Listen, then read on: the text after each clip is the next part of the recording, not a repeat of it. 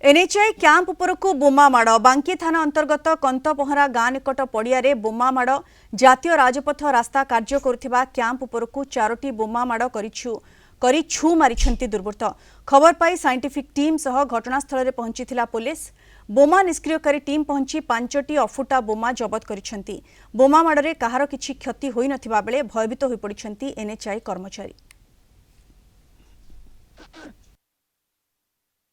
Security guard duty करथिले जो हमर एनएचआई रो कैंप हाउस अछि सेठी 4टी बोमा फुटियार से शब्द सुनले एवं तुरंत से पुलिस को खबर देथिले एवं पुलिस टीम आसी वेरीफाई कला को देखा गला जे 4टा जगह रे बोमा फुटिथिवार चिन्ह थिला एवं आमे चारियाडे खोजाखोजी करियारे जना पड़ला आ 5टी अफुटा बोमा पड़ीथिला। से अनुसार से एक लिखित रिपोर्ट देते तेणु बांकी थाना रे एक मामला रुजु होईछि एवं से आधार रे तदंत चलछि।